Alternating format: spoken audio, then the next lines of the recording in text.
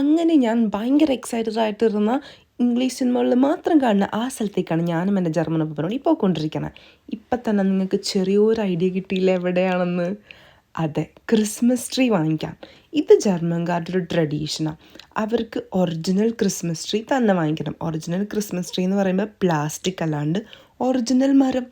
ഇവിടെ ചെന്നിട്ടുള്ള ഏറ്റവും വലിയ പ്രത്യേകത എന്താണെന്ന് വെച്ചാൽ ഇവിടെ ജർമ്മൻകാർ മാത്രമേ ഉണ്ടായിരുന്നുള്ളൂ. ഞാനായിരുന്നു ആകെയുള്ള ഇന്ത്യൻ എന്നല്ല, ഫോറിനർ എന്ന് തന്നെ പറയാം. വേറെ ആരെയും ഞാൻ കണ്ടില്ല. ഞങ്ങളൊരു 30-35 കിലോമീറ്റർ ട്രാവൽ ചെയ്തായിട്ട് ഇവിടെ വന്നത്. അതിൻ്റെ പുറകിലൊരു റീസൺ ഉണ്ട്. അതായത് നമ്മളിപ്പോൾ ഇവിടെ നിന്ന് ഈ ട്രീ വാങ്ങിച്ചു കഴിഞ്ഞാൽ ക്രിസ്മസ് കഴിഞ്ഞിട്ട് ഈ ട്രീ തിരിച്ചു കൊടുത്താൽ നമുക്ക് ഈ സെയിം എമൗണ്ടിന് ഒരു ഫർണിച്ചർ വാങ്ങിക്കാൻ പറ്റും. അടിപൊളിയല്ലേ? അങ്ങനെ ട്രീ ഷോപ്പിംഗ് ഒക്കെ കഴിഞ്ഞ് കഴിഞ്ഞപ്പോൾ എനിക്കൊരു ഡ്രിങ്ക് വാങ്ങിച്ചു തന്നു.